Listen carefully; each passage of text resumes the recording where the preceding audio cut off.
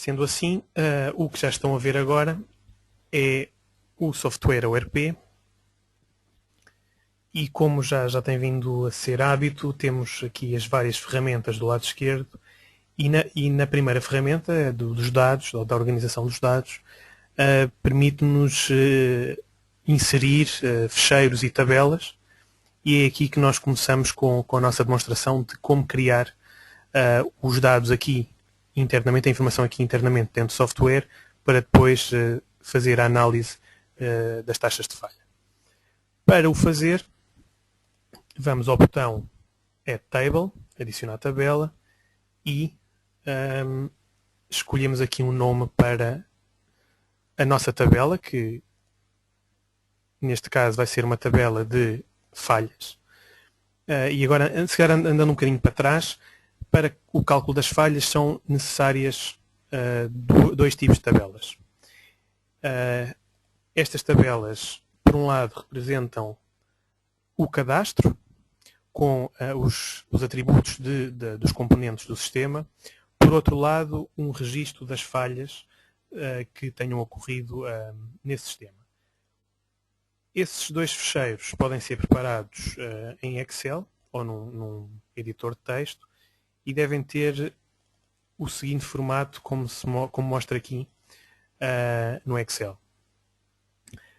Este é o fecheiro que representa o cadastro, portanto, cada uma das linhas representa um componente, e aqui é um ID para cada um dos componentes, e esta coluna aqui é essencial para depois ser possível fazer a ligação às falhas, à tabela de falhas. Depois temos uma coluna que diz respeito ao material, neste caso temos aqui PAED fibrocimento, é uma coluna de texto. Temos também uma coluna com o diâmetro, uma coluna com o comprimento e uma coluna com a data de instalação. Se olharmos para a tabela das falhas, o que é que nós vamos ter? Vamos ter a data em que ocorreu a falha, o tipo de falha, neste caso estamos só a olhar para roturas de condutas. Podemos ter também informação sobre a duração da falha, se bem que esta informação não é tida em conta no cálculo da taxa de falha. E depois temos também este campo essencial, que mais uma vez é o identificador da conduta, que faz a ligação entre esta falha e a conduta do cadastro. Portanto, estes são os dois tipos de dados essenciais para estimar as taxas de falha no software aware. Depois de termos os dados preparados, o que é que fazemos? Podemos vir ao software aware, agora andando para trás outra vez, estamos outra vez aqui na ferramenta de gestão dos dados, e podemos criar uma tabela ou adicionar uma tabela, e este pode ser condutas, vou-lhe chamar assim, e que vai ser uma tabela do tipo Work Order Pipes, que é como quem diz, é o cadastro. Tem a ver com a descrição do sistema. Podemos criar e depois podemos fazer o upload daqueles dados que acabei de mostrar.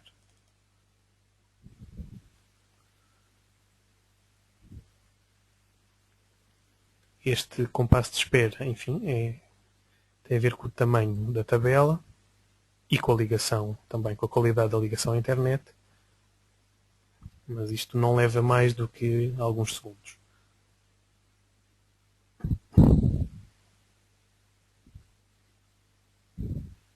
Já está. Podemos ver que os dados que eu acabei de mostrar na tabela do Excel foram atualizados aqui para o software. O segundo passo passa então para fazer o upload, da outra tabela, que é uma tabela de falhas, e eu vou-lhe chamar mesmo falhas. E posso, da mesma forma, criá-la e fazer o upload dessa informação. Esta é uma tabela mais curta, portanto leva menos tempo, e da mesma forma podemos ver que ocorreu uma falha dia 6 de janeiro de 2001, que foi do tipo uma rotura na conduta com este identificador. E Com base nestas duas tabelas, já é possível fazer o cálculo das falhas. No entanto, para termos a possibilidade de visualizar, é necessário incluir aqui também uma rede.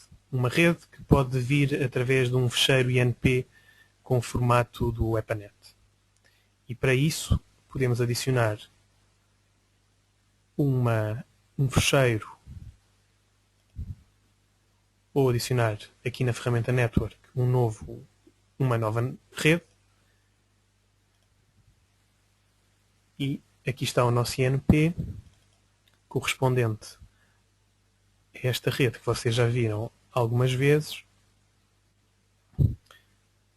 E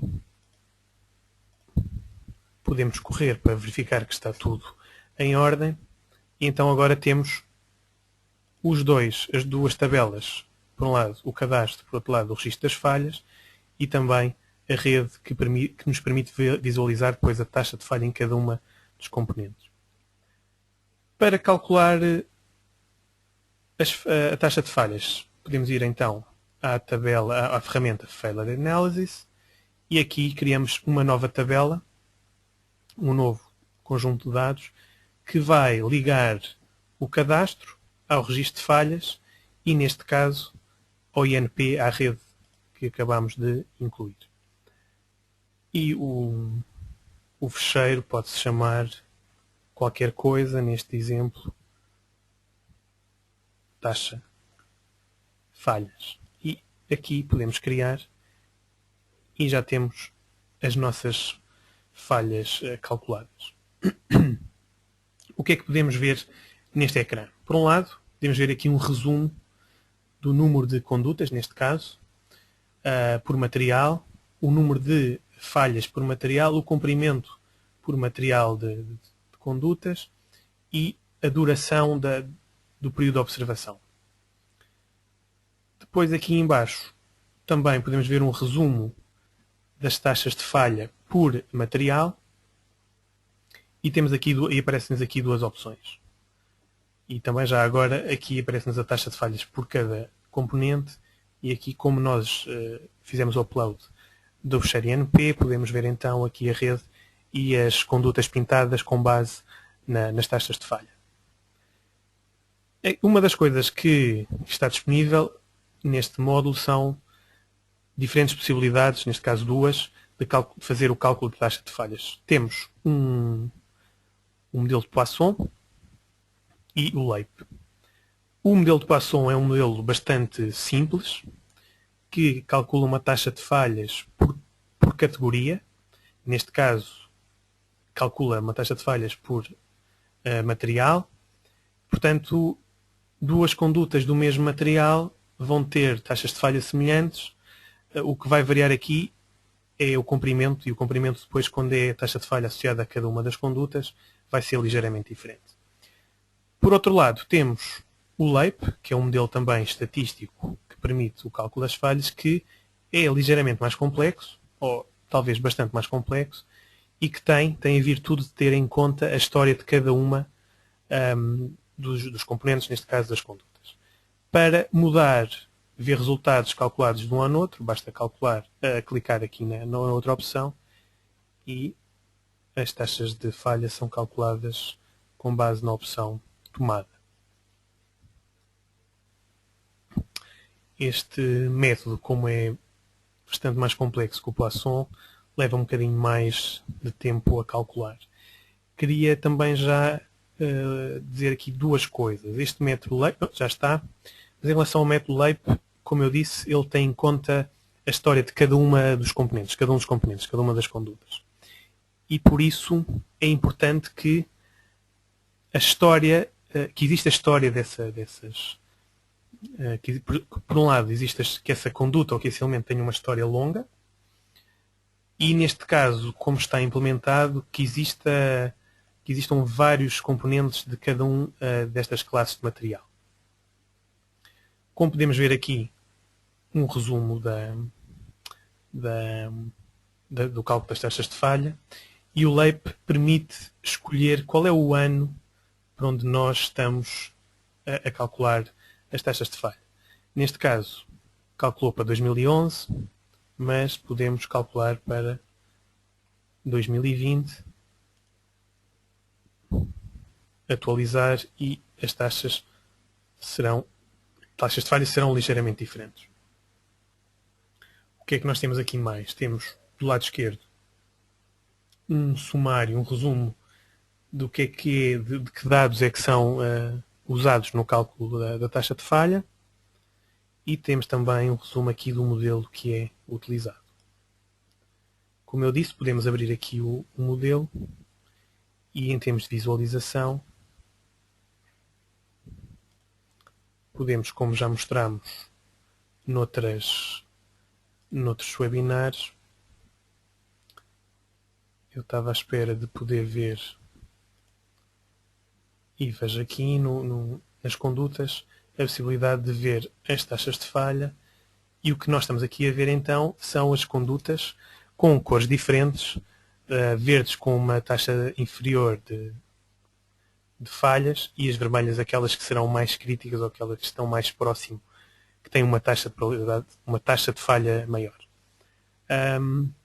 Era basicamente isto o que eu tinha para falar aqui sobre o cálculo de taxas de falha, e deixo agora antena para as vossas questões, que aguardamos e depois passamos a responder.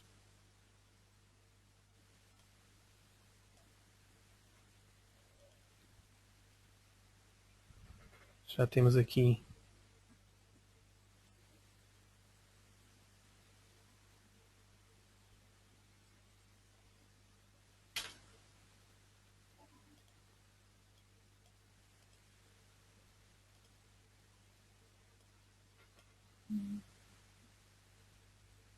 não estou aqui a ver nenhuma questão, mas gostava de ter a oportunidade de responder a alguém.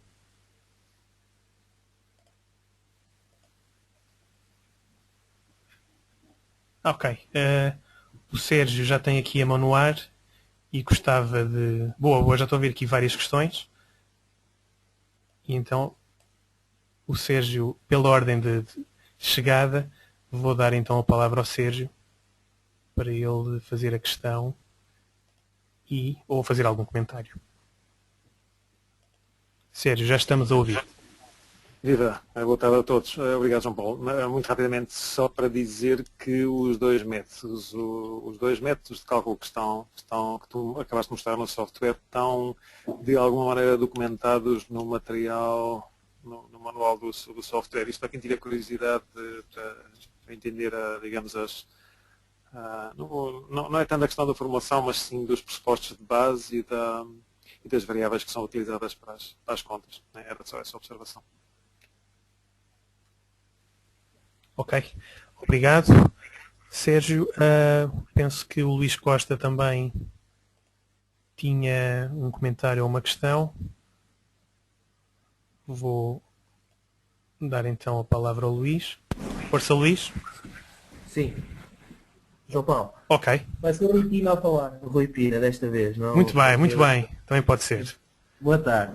Viva. Não, é uma questão de base. Relativamente ao cálculo das taxas, portanto, esta análise estatística que se faz de início não tem em conta o estado de funcionamento do sistema. Ou seja, nós, portanto, uma pergunta direta, um sistema construído com o mesmo material e com a mesma idade, se tiver muito poucas pressões, aguenta muito. Um sistema ao lado tem pressões muito superiores, vai aguentar muito menos, certo? E, portanto, esta taxa é de alguma maneira também influenciada por esse fator, portanto, pelo estado de funcionamento. Estou correto? Sim. E de que forma é que nós podemos incluir isso aqui, se é que será de incluir? Portanto, parece-me que esta análise estatística ao início terá que ser mais ou menos afinada com isto. E pedi só para comentar. Ok. Eu vou fazer uma muito breve comentário e depois passo aqui a engenheiro Maurício Almeida.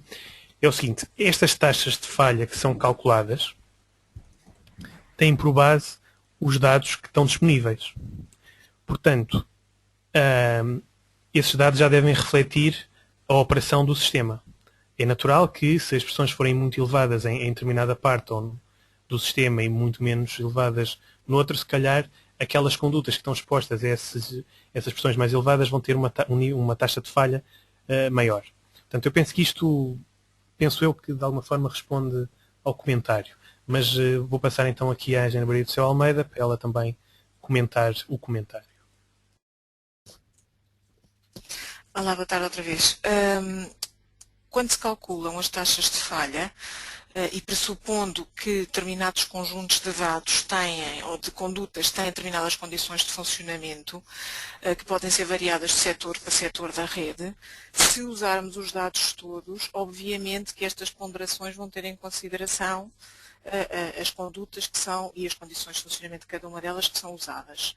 Mas podem-se identificar, e pode-se fazer isso também de uma forma mais ou menos sistemática, subconjuntos de elementos para os quais também se podem fazer os cálculos de taxas de falha para obter valores mais próximos de condições específicas para esses conjuntos. E, portanto, se nós tivermos, por exemplo, 3 ZMCs com pressões muito diferentes e nos interessar fazer a relação entre essas condições e as respectivas taxas de falha, também para diferentes materiais, é possível aplicar a ferramenta para diferentes conjuntos de condutas em diferentes condições, neste caso para cada uma das CMCs. Não sei se assim ajuda a responder. Queres dar a palavra ao Luís? Vou então devolver a palavra ao Luís ou ao Rui Pina. Já estamos a ouvir. Não, a questão está respondida. Obrigado. Ok. Portanto, mais questões?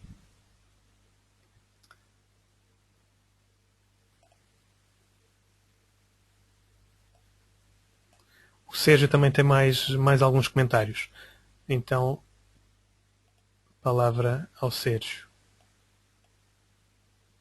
Sérgio, força. Ok, bem, antes de mais, isto realmente a gente tem que gerir melhor este software, que eu ponho a mão no ar, mas isto por alguma razão não deve dar sinal aí desse lado. Eu hoje, já agora para toda a gente, eu hoje estou a fazer aqui o papel de... Estou na assistência, que eu não estou no leque, estou a assistir. Ora bem, voltando ao comentário e à pergunta do Rui. Vamos lá ver. Há aí muita coisa envolvida nessa assunção, ou seja, dizer que os valores de pressão influenciam diretamente as taxas de falha e que isso é imediato e automático. Bom, imaginamos todos que sim, como é evidente, mas o que nós temos aqui, o que é possível fazer com as taxas de falha é um tratamento estatístico das falhas que nós temos, não é? Se vamos assumir uma relação ou se vamos medir uma relação entre taxas de falha, ou uma correlação entre taxas de falha e o nível de pressões, por exemplo, esse é um mecanismo diferente de prever taxas de falha. O que se tenta fazer aqui é utilizar as falhas registadas no histórico de falhas e tentar correlacionar a sua ocorrência com os elementos, os dados que nós temos que lhes estão ligados, nomeadamente a idade da conduta, a data da falha, o diâmetro, o material, eventualmente outras coisas que até pudessem lá estar, a qualidade da água do subsolo, etc. Ou o facto de estarem por baixo de uma via de grande utilização, de uma rodovia de grande utilização. Se no histórico estivesse registado o nível predominante de pressões utilizado naquele sistema, poder-se utilizar essa informação para uma previsão deste tipo, utilizando este tipo de mecanismos. Não estando, penso que a única solução, quer dizer, não estando isso registado, penso que a única solução é tentar encontrar uma correlação que seja imediata. A esse propósito, relembro-vos que, por exemplo, os nossos colegas da Oeiras Amadora utilizaram alguns dados que foram recolhendo relativos àquela ZMC que é utilizada num dos exemplos que foi até utilizada há pouco tempo na formação, a ZMC 542. salvo erro é esse o número, eles puderam registar valores de pressão e taxas médias de falha ao longo de relativamente poucos anos. Foi uma questão de uma sequência ali de 2, 3 anos e perceberam que efetivamente obtinham ali uma correlação aparente, isto é, o terem baixado as pressões de serviço naquela rede de cerca de 2 kg, aparentemente induziu uma baixa na taxa de falhas. Mas eu espero que se perceba que são mecanismos que são utilizados de forma diferente. E não é imediato que uma redução de pressões, depende das gamas, não é? Se nós reduzirmos de uma gama de pressões completamente disparatada para a gama de pressões para as quais as condutas foram desenhadas, é uma coisa. Se estivermos sempre dentro da gama normal das condutas, digamos, se reduzirmos de 6 kg para 5 kg ou para 4 kg, ou de 4 kg para 2 kg, pode o efeito não ser tão visível. Por isso é que eu, relativamente digamos, à condição que o Rui Pina citou logo de início, não sei se podemos avançar logo de cabeça para dizer que é sempre verdade. Enfim, não sei se a minha observação ajudou alguma coisa à discussão.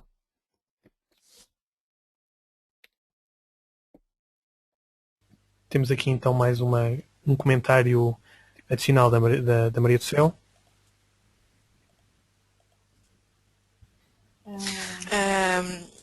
Muito bem, a minha resposta foi muito, e obrigado Sérgio pelo complemento, foi muito no sentido da utilização da ferramenta disponível. Naturalmente que poderia fazer o exercício e chegar à conclusão que para diferentes setores com pressões relativamente diferentes as taxas de falha não teriam variações por material muito significativas. Mas como o Sérgio referiu e bem, isso já é uma outra fase que esta ferramenta não nos permite fazer, que é precisamente o determinar para um conjunto alargado de dados e para uma tipologia de falha, relações que possam existir, que evidenciem, enfim, determinados problemas que possam existir ou não. Mas pronto, a minha resposta foi muito no sentido de como é que se poderia viabilizar o uso da ferramenta para esse outro caso. Obrigado. Mais um comentário. Nós tínhamos aqui mais uma questão de Castelo Branco. Eu peço desculpa, vou passar a palavra, espero que tenham... Eu não consigo bem perceber qual é a questão, vou passar a palavra na esperança que tenham um microfone e possam então, a gente consiga ouvir. Já tem a palavra. Não ouvimos nada. A pergunta tinha qualquer coisa a ver... Pronto, os colegas de Castelo Branco não têm microfone. A pergunta tem qualquer coisa a ver como se calcula o número de anos. Só que eu não consigo perceber bem qual é a pergunta. Peço desculpa. Se puderem escrever mais qualquer coisa aí nas questões, a gente depois pode tentar responder e responderá certamente.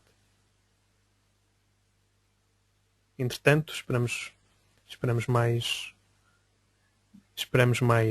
questões. Bom, já percebi qual é a questão. Os anos observados, isto tem a ver com... Vou tentar mostrar.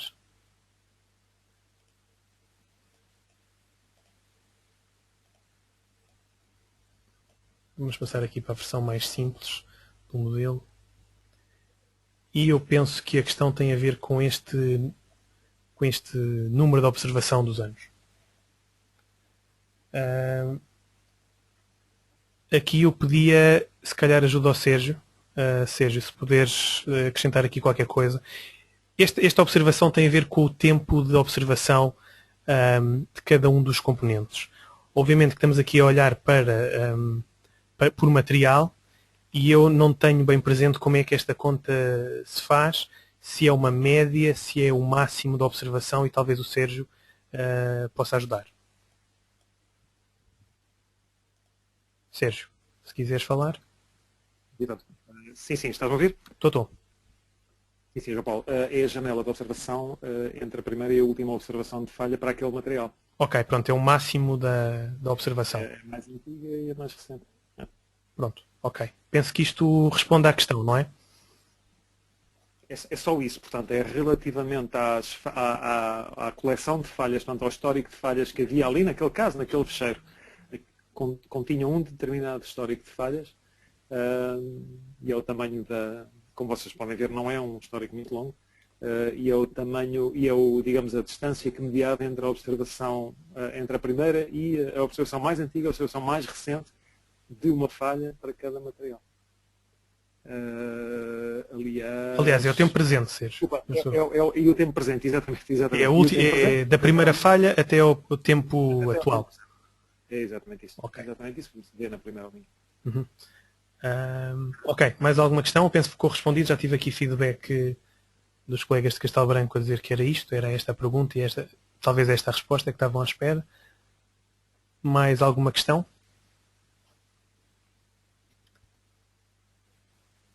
Bom, não havendo mais questões, quero então agradecer a vossa participação, presença e participação neste webinar.